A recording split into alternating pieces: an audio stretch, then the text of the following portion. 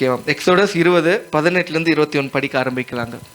ஜனங்கள் எல்லாரும் இடி முழக்கங்களையும் மின்னல்களையும் எக்கால சத்தத்தையும் மலை புகைகிறதையும் கண்டார்கள். ஓகே, இதெல்லாம் வந்து ஒரு ஜனங்கள் பாக்குறாங்க. இடி முழக்கம் பாக்குறாங்களா, ட்ரம்பட் சொன்ன எக்கால சத்தத்தை கேட்கறாங்களா, புகைய பாக்குறாங்களா, இது எல்லாமே இஸ்ரேல் ஜனங்கள் வந்து பார்த்துட்டு இருக்காங்க. அடுத்தது, அதை கண்டு ஜனங்கள் பின்வாங்கி தூரத்திலே நின்று மோசேயை நோக்கி, நீர் எங்களோட பேசும், நாங்கள் கேட்போம். அப்போ கர்த்தருடைய பிரசனம் இந்த மாதிரி எல்லாம் வந்து வெளிப்பட்டிருக்கு. எக்காலத்தோட, மின்னலோட, ட்ரம்பட்டை போல, ஸ்மோக் புகை போல, இதெல்லாம் அவங்க பார்த்துட்டு பயந்தாங்களா. மோசேயா நீங்க எங்க கூட பேசுங்க அப்படின்னு சொல்றாங்க. கடவுள் வேணாம், அவர் பேசுனா, கடவுள் பேசுனா நாங்க செத்துருவோம் அப்படின்ட்டு சொல்றாங்க. அடுத்தது படிங்கம்மா.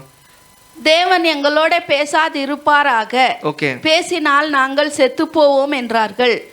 மோசே ஜனங்களை நோக்கி, பயப்படாதிருங்கள், உங்களை சோதிப்பதற்காகவும் நீங்கள் பாவம் செய்யாதபடிக்கு தம்மை பற்றும் பயம் உங்கள் முகத்திற்கு முன்பாக இருப்பதற்காகவும் தேவன் எழுந்தருளினார் என்றான். அப்போ கர்த்தருடைய பயம் எதுக்குன்னா, பாவம் பண்ணாம இருக்கதான் கர்த்தருடைய பயம். அப்போ பாவம் திருப்பியும் மீறுதல் பண்ணிட்டே இருக்குன்னா கர்த்தருடைய பயம் இல்லை. போன வாரம் வந்து ஒரு வாலிப பையனை பத்தி ஒரு டெஸ்ட் பண்ணி பார்த்தோம். செத்த மரண படைக்கல இருக்கிறான். ஆனாலும் ஒரு ஊழியக்கார் போய் சொல்லும் போது அவர் மனம் திரும்பவே இல்லையா, செத்துட்டானாம். கொஞ்சம் கர்த்தருடைய பயம் கொஞ்சம் இருந்துச்சுன்னா கூட உயிர் காப்பாற்றப்பட்டுரும். கொஞ்சம் ஒரு லைட்டாக ஒரு டாட் ஒரு வாலிப பையனுக்கோ வாலிப பொண்ணுக்கோ இல்லை குடும்பத்தினருக்கு கொஞ்சம் இருந்தாலும் அவங்க தப்பிச்சுப்பாங்க. அவங்க விழுந்தாலும் ஏஞ்சிப்பாங்க. யார் தெரியுமா போய் மரணத்துக்கு காரியங்களை மாட்டிக்கொள்ளுவாங்க? இந்த நரகத்தின் காரியங்கள் எல்லாம் துணிகரமாக அவர்கள் எவ்வளோ வார்த்தையை கேட்டோம் மனசு உடையோட கல்லை போல இருக்கிறவாங்க. அப்படி இருக்கிறவங்களுக்கு வந்து விடுதலை இருக்காது, மாறவும் மாட்டாங்க.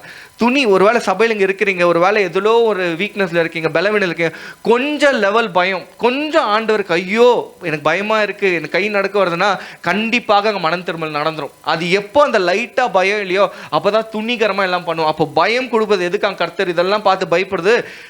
பாவம் செய்யாம இருக்க கர்த்தருடைய பயம் நம்ம முன்னாடி இருக்கும்படியாக வசனம் போட்டிருக்கு. இப்போ இதை படிக்க ஆரம்பிக்கலாம்னாக்கா, எக்ஸோடஸ் 30 இதெல்லாம் பார்த்தாங்க யாரு? ஜனங்கள் பார்த்து இருக்கிறாங்க. இப்போ எக்ஸோடஸ் 31:18 படிக்க ஆரம்பிக்கலாம். சீனாய் மலையில் அவர் மோசேயோட பேசி முடிந்த பின் தேவனுடைய விரலினால் எழுதப்பட்ட கற்பலகைகளாகிய சாட்சியின் 2 பலகைகளை அவனிடத்தில் கொடுத்தார். ஓகே, தேவனுடைய கையினால எழுதப்பட்ட சாட்சியின் பலகைகளை என்ன பண்ணாரா? கர்த்தருடைய ஃபிங்கர் விரல்கள் எழுதியிருக்கு. யார் கையில கொடுத்தாரா? கடவுள் மோசஸ் கையில கொடுத்திருக்கிறாரா. ரெண்டு பலகைகளா? சாட்சியின் 2 பலகைகளை கொடுத்தாராம். அடுத்தது படிங்கம்மா. மோசே மலையிலிருந்து இறங்கி வர தாமதிக்கிறதை ஜனங்கள் கண்டபோது அவர்கள் ஆரோனிடத்தில் கூட்டம் கூடி அவனை நோக்கி, எகிப்தின் தேசத்திலிருந்து எங்களை அழைத்து கொண்டு வந்த அந்த மோசேக்கு என்ன சம்பவித்ததோ அறியோம். ஓகே, இப்போ ஈஜிப்ட்ல இருந்து இஸ்ரேலுக்கு போயிட்டு ஜனங்கள் ஒரு ஊர்ல இருந்து அடிமைத்தனத்துல இருந்து சுதந்திரமா ஆகி வேற கர்த்தர் வச்சிருக்க பட்டணத்துக்குள்ள போகணும். இதுதான் கான்செப்ட். ஆனா போற வரையில என்ன பண்றாரு? மோசஸ் ஐயா ஜெபம் பண்ண போறாரு. அவர் ரொம்ப நாளா ஜெபம் பண்ணிட்டு இருக்காரு கர்த்தர் இடத்துல, ஆண்டவர் இடத்துல. அவர் என்ன பண்றாரு? 2 பலகைகளை கொடுக்குறாராம். அந்த பலகைகளை கர்த்தருடைய விரல்களால எழுதப்பட்ட சாட்சியின் வசனங்கள் இருக்கான், எல்லாத்தையும் எழுதி கையில கொடுக்குறாராம். இப்போ கீழே என்ன பண்றாங்க ஜனங்க? இவரு மலை மேல இருக்காங்க. கீழே இருக்கிற ஜனங்கள் என்ன பண்றாங்க? மேல போனவருக்கு என்ன ஆச்சுன்னு எனக்கு தெரியல, நமக்கு தெரியல, அதனால நீ என்ன பண்ணு. அடுத்தது படிங்கம்மா. என்ன பண்ண சொல்றாங்க? ஆதலால் நீர் எழுந்து எங்களுக்கு முன் செல்லும், தெய்வங்களை எங்களுக்காக உண்டு பண்ணும் என்றார்கள். ஓகே, எங்களுக்கு முன் செல்ல, இப்போ வந்து மோசஸ் லீடர் வரல, எங்களுக்கு முன் செல்ல தெய்வங்களை நீங்க உருவாக்குங்க அப்படின்னா, இவங்க ஈஜிப்ட்ல என்னென்ன பார்த்தாங்களோ அதே சிந்தனை. கர்த்தர் அவங்களை தொட்டாரு, கர்த்தர் வந்து இந்த மாதிரி புகை மண்டலத்தை காட்டினாரு, இடி முழக்கத்தோட பேசினாரு, எக்கால சத்தம் கேட்டுச்சு. ஆனாலும் கொஞ்சம் தாமதம் ஆன உடனே என்ன பண்றாங்கனாக்கா, எங்களுக்குன்னு ஒரு கடவுளை பண்ணிடுங்க அப்படின்னு சொல்லிட்டு யார் கேட்கறாங்க? இந்த ஜனங்கள்லாம் வந்து ஆரோனையை பார்த்து கேட்கறாங்க. இப்போ ஒரு கேள்வி, சபைக்குள்ள இப்படிதான் நிறைய நாள் நீங்க வந்து கர்த்தருடைய வசனத்தை கேட்டிருக்கலாம், இடி முழக்க செய்திகளை கேட்டிருக்கலாம், தீர்க்கதரிசன வார்த்தைகளை கேட்டிருக்கலாம், கர்த்தருடைய மகிமையை வந்து ருசி பார்த்திருக்கலாம். ஆனாலும் உங்க வாழ்க்கையில கர்த்தர் பண்ண வேண்டிய காரியங்கள் தாமதமாக நடக்கும் போதோ நம்ம என்ன பண்ணிடுவோம்னாக்கா, பழைய வாழ்க்கைக்கு திரும்பிடுவோம். பழைய வாழ்க்கை கண்டிப்பாக திரும்புவோம், பழைய வாழ்க்கைக்கு போவோம். ஒருவேளை உதாரணத்துக்கு வேற அவிசுவாசங்கள் மேல நம்பிக்கை இருந்தால் அது மேலே போவோம். அதுவும் பண்ணிட்டு இருப்போம், சபையும் தேட ஆரம்பிப்போம். அதுதான் லேட் ஆகுதுல்ல நமக்கு. எல்லாமே இப்போல்லாம் வந்து மேகி நூடுல்ஸ் மாதிரி எல்லாமே அர்ஜென்ட்டாக தான் வேணும். இப்போ ஹோட்டலில் ஒரு ஃபுட்டு வாங்கினோன்னா கூட சீக்கிரமாக ஆயிடணும். எப்போ பார்சல் கொடுப்பேன், அவன் வேக வச்சானா க்ளீனாக பண்ணானா அதெல்லாம் தெரியாது. இப்போல்லாம் ஃபாஸ்ட் ஃபுட்டுக்கு தான் ரேட்டிங்கே ஜாஸ்தி. ஃபாஸ்ட் ஃபுட்டுக்கு தான் வெயிட் பண்ணிகிட்டே இருக்கும். சீக்கிரம் பண்ணு, நூடுல்ஸ் பண்ணு, ஃப்ரைட் ரைஸ் பண்ணு. அவன் 5 நிமிஷம் என்ன தாளிப்பான் அதெல்லாம் தெரியாது. ஆனால் அதை தான் நம்ம விருப்பப்படுறோம். ஜொமேட்டோ, ஸ்விக்கி, ஆன்லைன் ஆர்டர் கூட நம்மளால காத்திருக்கவே முடியாது. அப்போ அந்த நாட்களே அப்படின்னா இப்போ இருக்கிற பிள்ளைகள் எப்படி இருப்போம்? அப்போ நம்மளோட விசுவாசத்தை இழந்துருவோம். என்னடா 2025 ஸ்டார்டிங் நான் இவ்வளோ ஜெபம் பண்ணேன், இன்னும் நமக்கு நடக்க வேண்டிய காரியங்கள் எதுவுமே நடக்கல, சோர்ந்து போயிடுவோம். நமக்கு எந்த வழியிலேருந்து வந்தோமோ நம்மளே செலக்ட் பண்ணிடலாம். கர்த்தர் தான் நம்மளுக்கு மாப்பிள்ளை கொடுக்கல, ஏன் லவ் பண்ணக்கூடாது? கர்த்தர் தான் நமக்கு பொண்ணு கொடுக்கல, ஏன் லவ் பண்ணக்கூடாது? நம்ம ஏதாவது பண்ணுவோமே, எது சரி, கடன் என்னது, கர்த்தர் காசு கொடுக்கல, கடன் வாங்குவோமே, ஆண்டவரே உங்கள் சித்தம் இருந்தால் எனக்கு கடன் கொடுங்க. இது ஒரு டைலாக் அடிச்சு இல்லை, உங்கள் சித்தம் இருந்தால் கடனை கொடுங்க, இல்லைன்னா கடனை வந்து ஸ்டாப் பண்ணா. அங்கே வசனம் போட்டிருக்கு, போன வாரம் பார்த்தோம், நீ கடன் வாங்காத இருப்பாயாக நீ கடன் கொடுக்குற மாறுவியாம் அப்படின்னு வசனம் போட்டிருக்கு.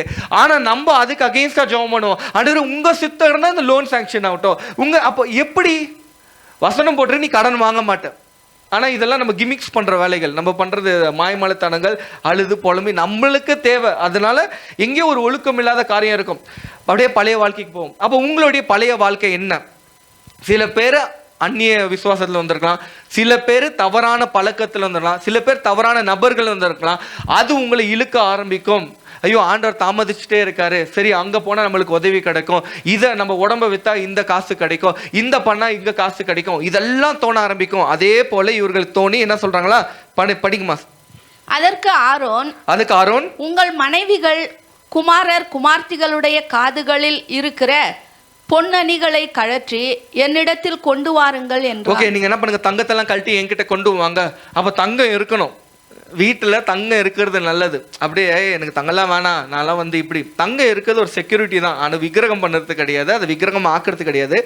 ஒரு வேளை நம்ம கஷ்டமான சூழ்நிலை வரும்போது அதை வந்து வச்சுட்டு நம்ம என்ன பண்ண முடியும், அந்த காசை வந்து நம்ம அப்போ காசு கையில் இருந்துச்சுன்னா கண்டிப்பாக இன்ஸ்ட்ருமெண்ட் மேலே போட்டுருவோம், ஏதாவது ஒரு பொருளை வாங்கி வச்சுப்போம். ஆனால் நீ தங்கத்தை வாங்கி வைக்கும் போதோ அதுக்கு கடன் வாங்கி பண்ணாதீங்க. லோன் போட்டெல்லாம் தங்கம் வாங்குற கேஸுங்கள்லாம் நிறைய இருக்கும், அதெல்லாம் பண்ணாதீங்க. காசு இருக்கும்போது சிறுக சிறுக நீங்கள் சேர்த்து வைங்க. ஒரு பெண் எனக்கு தெரியும், ஒரு சிஸ்டர் என்ன பண்ணுவாங்களா, அவங்களோட திருமணுக்கு டீனேஜ்லேருந்து தங்க காயின் அப்போத்துலேருந்தே சேர்த்து வச்சு அவங்க கல்யாணத்தை அவங்களே பண்ணி கொண்டாங்களாம். அப்பா அம்மாவை குறை சொல்லலை, யாரையும் குறை சொல்லலை. கர்த்தர் கைட் பண்ணுவார், ஞானத்தை கொடுப்பார். அந்த ஞானம் இல்லாததான் இன்னைக்கு அழிஞ்சு போகிறோம். நீ என்ன பண்ணியா, அப்பாவை கேட்போம், அம்மாவை கேட்போம், அவங்களுக்கு பொறுப்பு இருக்கு. ஆனாலும் உங்களுக்கும் கர்த்தர் ஞானத்தை கொடுக்கும், கையின் பிரயாசத்தை ஆசீர்வதிப்பார் நீ கர்த்தருக்குள்ளே இருக்கும் போதோ. அப்போ கொஞ்சம் கொஞ்சமாக சிறுக சிறுக சேர்த்து வச்சு அவங்க பெரிய கல்யாணம் பண்ணாங்களாம். எப்படி இருக்கு? நம்ம அப்படி பண்ணுறோமா? லோன் போட்டுருவோம். அடுத்தது படிங்கம்மா. ஜனங்கள் எல்லாரும் தங்கள் காதுகளில் இருந்த பொன்னணிகளை கழற்றி ஆரோனிடத்தில் கொண்டு வந்தார்கள். காதில் இருந்த தங்கத்தெல்லாம் கழட்டி கொடுத்தாங்களாம். எப்படியா போட்ட ஒரு விளக்குறீங்க இல்லை. எனக்கு ஒரு ஃபேமிலி வந்து இப்படியாக ஒரு ஆஃபரிங் வந்து பில்டிங் ஃபண்டு கொடுத்துட்டாங்க. ரொம்ப ஏழ்மையான ஃபேமிலி, பயங்கரமான ஏழ்மையான ஃபேமிலி. நான் சொல்கிறேன், அந்த காசை கூட சொல்கிறேனே, 5000 ரூபாய் எடுத்துகிட்டு வந்தோம். எனக்கு உண்மையாகவே எப்படி இருந்துச்சுன்னா என் மனசில் செருப்பால் அடித்த மாதிரி இருந்துச்சு. இவ்வளோ விளக்கிரிய செலுத்துறவர்களும் இருக்கிறாங்களா? ஒன்றுமே இல்லை வீட்டில். 5000 ரூபாய் பெருசா சின்னதா? பல கடன்குது. 5000 ரூபாய் பெருசா இல்லையா? ஆனாலும் அவங்க கர்த்தருடைய காரியங்களை நினைவு கொண்டு இருப்பாங்க. ஆனால் இப்போ நீங்கள் பதில் சொல்லணும்.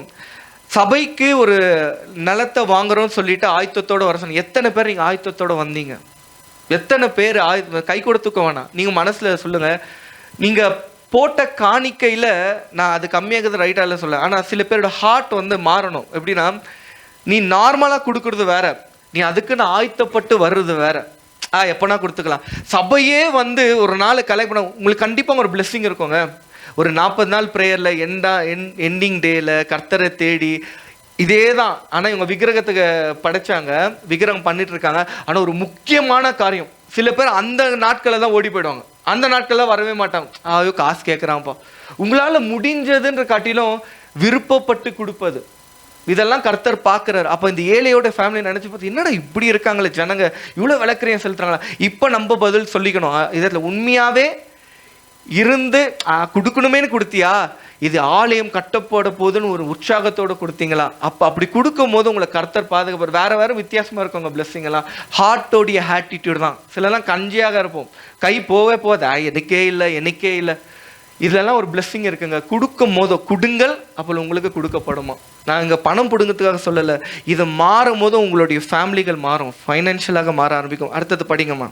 அவர் கையிலிருந்து அவன் அந்த பொன்னை வாங்கி சிற்ப கருவியினால் கருப்பிடித்து ஒரு கன்றுக்குட்டியை வார்ப்பித்தான். யார்? மோசஸோட அண்ணா தானேங்க, ஆரோன்னு அண்ணா தானே. அவர் பாருங்க கூடவே இருந்துட்டு எப்படியாப்பட்ட வேலை பார்த்துருக்காரு. இவர் மலை மேலகிறான்னு அவர் எல்லாம் பண்ணி ஒரு சிலையை பண்ணி ஒரு பசுவை பண்ணி அந்த சிலையை பண்றாராம். அடுத்தது படிங்கம்மா. அப்பொழுது அவர்கள், இஸ்ரவேலரே, உங்களை எகிப்து தேசத்திலிருந்து அழைத்து கொண்டு வந்த உங்கள் தெய்வங்கள் இவைகளே என்றார்கள். ஓகே, அடுத்தது அடுத்தது படிங்கம்மா. ஆரோன் அதை பார்த்து அதற்கு முன்பாக ஒரு பலிபீடத்தை கட்டி நாளைக்கு கர்த்தருக்கு பண்டிகை என்று கூறினான். அப்போ கூட இருக்கிறவன் அருவருப்பான காரியங்களை பண்ணியிருக்கிறாரு. சகோதரன், இன்னைக்கு சகோதரன் என்ன பண்ண கடுப்பாகுது தானே நமக்கு. ஏதாவது அண்ணன் தம்பி ஏதாவது பண்ணிட்டா செம்ம டென்ஷனை, மூஞ்சி கை கால் நான் உடைக்கிறேன்னா இல்லையா பாரு, மூக்கில் குத்துறனா இல்லை பாரு, காதை பிச்சு போறேன்னா இல்லையா பாரு. அதே மாதிரி தான் சகோதரர் பலிப்பீடத்தை வர கட்டுறாராம். அவருக்கு தெரியும் இதெல்லாம் தப்புன்னு, அழகா செட்டப் பண்றாரு. ஒரு தப்புக்கு அழகா செட்டப் பண்ணுவது வேலை, அதை பண்றாரு. அடுத்தது, மறுநாள் அவர்கள் அதிகாலையில் எழுந்து சர்வாங்க தகன பலிகளை இட்டு சமாதான பலிகளை செலுத்தினார்கள். ஓகே, அடுத்தது. பின்பு ஜனங்கள் புசிக்கவும் குடிக்கவும் உட்கார்ந்து விளையாட எழுந்தார்கள். இன்னும் ஒருத்தர் தலைவர் போனாரு மேல, செத்தாரா இல்லையா உயிரோட இருக்க அந்த துக்கம்லாம் இல்லை, போயிட்டாரு முடிவே பண்ணிட்டு இவங்க கொண்டாட ஆரம்பிச்சிடுறாங்க. எல்லாம் இந்த சிலை கிட்ட போய் பூஜைலாம் பண்ணி என்ன சொல்ல வர்ஷிப்லாம் பண்ணி என்ன சொல்ல ஸ்தோத்திரம்லாம் பலியிட்டு எல்லாம் பண்ணி ஜாலியா இருக்காங்க. அடுத்தது, அப்பொழுது கர்த்தர் மோசேயை நோக்கி, நீ இறங்கி போ, எகிப்து தேசத்திலிருந்து நீ நடத்தி கொண்டு வந்த உன் ஜனங்கள் தங்களை கெடுத்து கொண்டார்கள். இதுல என்ன தப்பு இருக்கு? தங்கத்தினால ஒரு உருவத்தை பண்ணாங்க, அதை வணங்கல, ஆனா தங்களை கெடுத்து கொண்டாங்களாம். அப்போ கர்த்தருக்கு விரோதமாக இந்த நாட்களை நீங்க எதெல்லாம் பண்ணிட்டு இருக்கீங்களோ, ஒருவேளை உதாரணத்துக்கு சில வாட்டி நம்ம என்ன பண்ணுவோம், நம்மளுடைய உறவுகள் செத்த ஃபோட்டோகளை பூஜை பண்ணிகிட்டே இருப்போம். வெளியே வா வெளியே வா வெளியே வா, வாழைப்பழம் வச்சுட்டு ஒரு ஊதுபத்தியை ஏற்றுவோம், என்ன சொல்கிறது, பெரிய ஒரு மாலையை போட்டுவோம், இல்லை ஒரு ஜப மாலை வச்சு உருட்டே இருப்போம். தங்க சில பேர்லாம் அன்னையே அன்னையேன்னு இப்படி கையெல்லாம் ஆட்டி பேசிகிட்டே இருப்பாங்க. பார்த்துக்கிறீங்களா? ஒரு இடத்துல அவர் தான் போய் மாட்டிக்கிறேன். பாட்டு பாருங்க, அன்னையே வாங்க அன்னையே வாங்க, யாரை கூப்பிட்றாங்கன்னே தெரில, ஊழகிற பேயெல்லாம் வந்துடும் போல். இந்த மாதிரியெல்லாம் நீங்கள் பண்ணிகிட்டே இருந்தீங்கன்னா இதெல்லாம் கர்த்தருக்கு அருவெறுப்பான காரியங்கள். கர்த்தருக்கு விரோதமாக மாந்திரிக காரியங்கள், பில்லி சூனிய காரியங்கள், குறி கேட்பது, இதை கட்டுவது அதை கட்டுவது, இது எல்லாமே கர்த்தருக்கு அருவெறுப்பான காரியங்கள். இங்கே போட்டு அவர்கள் கெடுத்து கொண்டார்கள் அப்படின்றாங்க, கர்த்தரை சொல்றார். அடுத்தது, அப்போ அவர்களுக்கு நான் விதித்த வழியை அவர்கள் சீக்கிரமாய் விட்டு விலகினார்கள். ஓகே, அடுத்தது, அவர்கள் தங்களுக்கு ஒரு கன்றுக்குட்டியை வார்ப்பித்து அதை பணிந்து கொண்டு அதற்கு பலியிட்டு, இஸ்ரவேலரே, உங்களை எகிப்து தேசத்திலிருந்து அழைத்து கொண்டு வந்த உங்கள் தெய்வங்கள் இவைகளே என்று சொன்னார்கள் என்றார். ஓகே, அடுத்தது, பின்னும் கர்த்தர் மோசேயை நோக்கி, இந்த ஜனங்களை பார்த்தேன், இவர்கள் வணங்கா கழுத்துள்ள ஜனங்கள். செம்ம டென்ஷன் ஆயிட்டார் கடவுள். இவங்களாம் வணங்கா கழுத்து உள்ள ஸ்டிஃப் நெக்கட் பீப்புள் என்றார். அடுத்தது படிங்க. ஆகையால் என் கோபம் இவர்கள் மேல் மூளவும் நான் இவர்களை அழித்து போடவும் நீ என்னை விட்டுவிடு, உன்னை ஒரு பெரிய ஜாதி ஆக்குவேன் என்றார். ஓகே, அடுத்தது 15 to 19 படிங்கம்மா. 15-19 படிங்க. 32வது அதிகாரம் 15-19. பின்பு மோசே மலையிலிருந்து இறங்கினான். மோசஸ் கீழே இறங்குறாரு. சாட்சி பலகைகள் 2 அவன் கையில் இருந்தது. சாட்சி பலகைகள் கையில இருக்க, கர்த்தர் கொடுத்த காரியம் கையில இருக்கான். அடுத்தது, அந்த பலகைகள் இருபுறமும் எழுதப்பட்டிருந்தது. இருபுறமும் எழுதப்பட்டிருக்கு. அவைகள் இந்த பக்கத்திலும் அந்த பக்கத்திலும் எழுதப்பட்டிருந்தது. ஓகே, அடுத்தது, அந்த பலகைகள் தேவனால் செய்யப்பட்டதாயும் அவைகளிலே பதிந்த எழுத்து தேவனால் எழுதப்பட்ட எழுத்துமாய் இருந்தது. இப்போ உங்க கையில கடவுள் ஒன்று கொடுக்குறாரு, எழுதி கடவுளே கொடுத்தது, என்ன பண்ணுவீங்க? இல்லை உங்களுக்கு விருப்பப்பட்ட ஒரு நபர் கிஃப்ட் தராங்க, ஸோ அண்ட் ஸோ கீழே பேர் போட்டு நான் உனக்கு கிஃப்ட் தரேன், அதை எப்படி பார்த்துருப்பீங்க? எப்படி பார்ப்பீங்க? கிஃப்ட் எப்படி பார்ப்பீங்க? ப்ரெஷஸாக பார்ப்போம். வீட்டில் பொத்தி பொத்தி, அது யாராவது உங்களுக்கு நண்பர் ஏதாவது ஷர்ட்டுக்கு கொடுத்துட்டாங்கன்னு வச்சுக்கோங்களேன், உங்கள் அண்ணன் தம்பியெல்லாம் போட விட மாட்டீங்க. ஏய் அது தொடாத, அப்போதான் அவங்க அண்ணன் தம்பிக்கெல்லாம் என்ன பண்ணுறது, அதை போட்டுட்டு அப்படியே வேர்வை ஸ்மெல்லாம் தெரியிற மாதிரி அப்படியே பண்ணி நாஸ்தி போயிடுவாங்க அந்த ஷர்ட்டை. ஆனால் அவங்களுக்கு அருமை தெரியாது. ஆனால் கிஃப்ட்டு வாங்கினது தெரியல. மோசஸ் ஐயாக்கு தெரியுது கர்த்தருடைய வார்த்தை, கர்த்தர் எழுதப்பட்டு கொடுத்துருக்காரு அப்படின்னு சொல்லிட்டு. அடுத்தது படிங்க. அவன் பாளையத்துக்கு சமீபித்து அந்த கன்றுக்குட்டியையும் நடனத்தையும் கண்டபோது மோசே கோபம் உண்டவனாகி தன் கையிலே இருந்த பலகைகளை மலையின் அடியிலே எரிந்து உடைத்து போட்டு. இங்க பாருங்களேன், அப்போ கோபம் இங்கதான் கான்செப்டே வருது. கோபம் எத்தனை பேர் பட்டுக்கிறீங்க? எல்லாம் அங்கங்க பாக்குறீங்க. அவனுக்கு கோபமே படுறது இல்லையா? 2 பேர் 2 கை 3 கை. கல்யாணத்துக்கு முன்னாடி சில பேர் நான் சமாதானமா இருக்கிறேன்னு சொன்னவங்களா 2 கை தூக்கிங்கிறீங்க. கோபம் அப்போதான் கான்செப்ட் வருது. கோவப்பட்டாராம். கோவம் அங்கே இங்கிலீஷில் போட்டிருக்கோம், எப்படி போட்டிருக்கோன்னா அது இங்கிலீஷில் படிக்க முடியுமா? அவருடைய கோவம் ஹாட் ஆகிடுச்சு. ஆங்கர் பிகம் ஹாட்னு இருக்கும். 32:19 தான் நினைக்கிறேன். இங்கிலீஷில் என்ன போட்டிருக்கு? Anger became hot. பார்த்துட்டேங்க, சாரி இங்கிலீஷ் தலைவர், உங்களுக்கு வாய்ப்பு கிடைக்கல. Anger become hot. அப்போ கோவத்தில் வேற வேறு ஸ்டேஜ் இருக்கு போல. நார்மலான கோவம், பெரிய கோவம், ஆத்திரம் இருந்து புகை வர மாதிரி பிகம் ஹாட்டாம். அப்படின்னா நெருப்பு பொங்கி அப்படியே என்ன சொல்றது, பாலெல்லாம் காய்ச்சும் போது சுடத்தெல்லாம் காய்ச்சும் கரப்பாக கை விடுவீங்களா? அது மேலே கோமா இருக்கிற மனிதன்கிட்ட போகவே முடியாது, பேசக்கூட முடியாது, நம்மளை கச்சி விட்டுருவாங்க. அப்புறமா அவ்வளோ வெறித்தனமாக இருப்பாங்க. அப்போ இந்த மோசஸ் என்ன பண்ணுறாரு, தன் பலகைகளை கையில் இருந்த பலகைகளை தூக்கி எங்கே போட்டாராம்? மலைக்கு கீழே போட்டாராம். இது யார் எழுதுந்து? கடவுள் எழுதுந்து. 2 பக்கமும் இருக்காம். அப்போ நீங்கள் கோபம் படும் போது என்ன நடக்கும்னா, உச்சகட்டக்கும் ஹாட் ஹேங்கர் ஆகும்போது என்னன்னா, உன்னுடைய ப்ரெசண்ட் உன்னுடைய ஃப்யூச்சர் அழிஞ்சிடும். பாஸ்ட்டுன்னு உன்னால் எதுவும் மாற்ற முடியாது. உன் பாஸ்ட் நடந்தது அப்படின்னா பின்காலம், பின்னாடி நடந்த காரியங்கள் உன்னால் மாற்றவே முடியாது. அது நடந்துடுச்சு. இப்போ நீங்கள் சபைக்கு லேட்டாக வந்திருக்கீங்க, 10:10க்கு வந்தீங்க வச்சுப்போம். உங்களால் திருப்பியும் 10 மணிக்குள்ளே இன்றைக்கி வா போயிட்டு திருப்பியும் 10 மணிக்குள்ளே நீங்கள் பண்ண முடியுமா? இப்போ எல்லாருக்கும் சொல்கிறப்ப யாரெல்லாம் லேட்டாக வந்தீங்களோ இப்போ ஆராதனை ஸ்டார்ட் பண்ண போகிறோம், 10 மணிக்குள்ளே வா இன்னைக்கு அப்படின்னு சொன்னால் வர முடியுமா? ஏன்னா இன்னைக்கு 10 மணி போயிடுச்சு. அதே போல தான் இந்த வசனத்தில் ரெண்டு பக்கம் இருக்கு. ஒன்று இப்போ நடக்கிற காலம் நிகழ்காலமா, ப்ரெசன்ட். அடுத்தது ஃபியூச்சர், வரப்போகிற காலம். இது ரெண்டையும் சார் என்ன பண்ணிட்டார் ஐயா, அதை கோவத்தில் உடச்சி போட்டுட்டாராம். இப்போ இது யாரோட தப்பு? கண்டுக்குட்டி பண்ணவங்கள தப்பா, இல்லை ஜாலியாக டான்ஸ் ஆனவங்கள தப்பா, இல்லை ஆரணையோட தப்பா, இல்லைனாக்கா மோசஸையோட தப்பா? இப்போ நீங்கள் யாரோட தப்புன்னுவீங்க? ஏன் ஆரோன்? யாருமா? எல்லாரும் தப்பு. யார் மோசஸ் சொன்னீங்க? மோசஸையா? நீ தானப்பா. வேற யாரும் எந்த தப்பு சொல்லலாம். கோவப்படுறதில்லை போல, எல்லாம் சமாதான புறாகள். கோவப்பட்டா என்ன நடக்குன்னா, உங்களுடைய காரியங்கள் கர்த்தர் உங்கள் கரத்தில் கொடுத்த காரியங்கள் நீங்கள் இழப்பீங்க. கண்டிப்பாக இழந்துருவேன். உனக்கு ஒன்றுமே இருக்காது. கர்த்தர் ஏதாவது பிளெஸிங் கொடுத்துருப்பாரு, உடச்சி போட்டு தூக்கி போட்டு உடச்சிட்டு நல்ல மனைவி கொடுத்துருப்பாரு. நீ சண்டை போட்டே கோவத்தினால இல்லை ஏதாவது காரியத்தினால சண்டை போட்டு மனைவியை பிரிஞ்சிடுவேன். புருஷன் நல்ல புருஷனை கொடுத்துருப்பாரு. கையில் கொடுத்ததை உன்னால் அனுபவிக்க கூட முடியாது. அதை நீ என்ன பண்ணுற, போட்டு உடைக்கிற. மலை மேலே கீழே, மலை கீழே போடுறான், காலுக்கு கீழே. மலைன்றது உங்களுக்கு விரோதமாக இருக்கிற துரைத்தனத்தின் ஆவிகள். அதுக்கு கீழே நீங்கள் சாஷ்டாங்கமாக என்னை விட்டுருங்கோ அப்படின்னு சொல்லிட்டு என்னை எடுத்துக்கோ, அடிமைத்தனமாக ஆகுறீங்க. அப்போ கோவப்படும் போதெல்லாம் பிசாசுக்கு நீங்கள் அடிமையாகிறீங்க.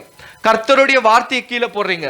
கர்த்தருடைய வார்த்தையை விட்டுட்டு அவன் காலை பிடிக்கிறீங்க. அந்த கீழே போட்டிருக்கு அந்த வசனத்தில், மலைக்கு கீழே போட்டாராம். அப்போ காலுக்கு கீழே வணங்குறீங்க. யாரை? ஆண்டவரியா? பிசாசை வணங்குறீங்க. பிசாசு இது ஒரு சீரியஸான காரியம். இப்போ இவரு அடுத்தது என்ன பண்றாரு படிங்க. உடைச்சிட்டாரு. அவர்கள் உண்டு பண்ணின கன்றுக்குட்டியை எடுத்து அக்னியில் சுட்டெரித்து அதை பொடியாக அரைத்து தண்ணீரில் மேல் தூவி அதை இஸ்ரவேல் புத்திரர் குடிக்கும்படி செய்தான். இது ஒரு சைக்கோ மாதிரி இல்லை? யோசிச்சு பாருங்களேன். அந்த தங்கத்தை கரைச்சி தண்ணியில மிக்ஸ் பண்ணி குடின்னு சொல்லி அதை ஃபோர்ஸ் பண்ணியிருக்கிறாரு. இப்போ நீங்கள் லேட்டாக வரீங்க, சபைக்கு 10:15 வரீங்கன்னு வச்சுக்கோங்க. ஏதோ ஒரு தண்ணி அதை மிக்ஸ் பண்ணி குடி, இல்லைன்னா மூஞ்சில் வரவும் இல்லை, இந்தா நான் 4 நிமிஷம் லேட்டு சபைக்கு, இந்த 1/2 hour லேட்டு ஊற்றினே இருந்தால் எப்படி இருக்கும்? என்ன மென்டலாக நம்மளே இவ்வளோ கஷ்டத்தில் வரோம். அந்த மாதிரி நடக்கணும். அப்போ கோவம் உங்களை மென்டல் ஆக்கிடும். இப்போ உங்கள் குடும்பத்தில் எத்தனை மென்டல் இருக்கிறாங்க இல்லையா? யாரெல்லாம் கோவமா பட்டு எத்தனை பொருள்கள் உடைச்சிருக்கீங்க? கணக்கே இல்லையா. கோவம் வந்தால் பொருள்களை உடைப்போம். நான் யூஸ்வலாக உடைக்க மாட்டேன். 6 வருஷத்துக்கு முன்னாடி திருமணம் ஆச்சு. நான் என்ன பண்ணேன், வாழ்க்கையில் முதல் வாட்டி என் ஃபோன் என் கையில் இருந்துச்சு.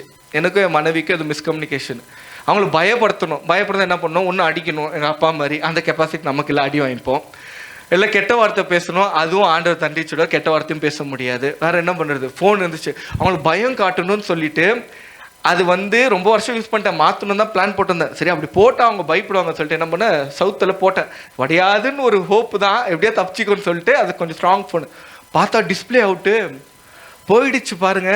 அது ரிப்பேர் பண்ணுற வரைக்கும் காசு வேஸ்ட்டு, டைமு வேஸ்ட்டு, டேட்டா போச்சு, ஃபோட்டோ போச்சு. 6 வருஷம் முன்னாடி நடந்தது.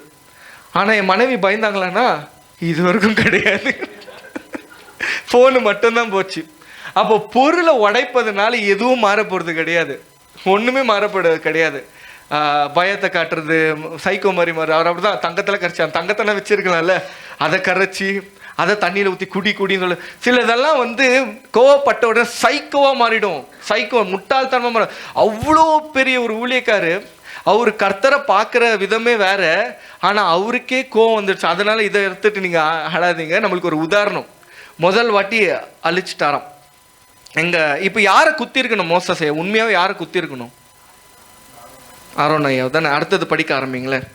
அதற்கு ஆரோன், என் ஆண்டவனுக்கு கோபம் மூளாதிருப்பதாக, ஓகே அடுத்தது படிங்கம்மா. இது பொல்லாத ஜனம் என்று நீர் அறிந்திருக்கிறீர்.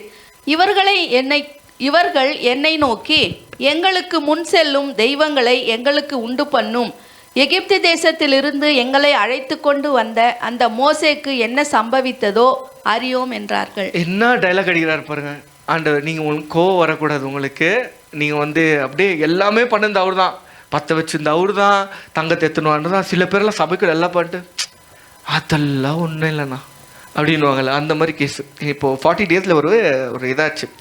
இந்த கீபோர்டு பாதியாக இருந்துச்சு, எனக்கு பாதியாக வச்சுட்டு இருந்தாங்க இந்த கீபோர்டு.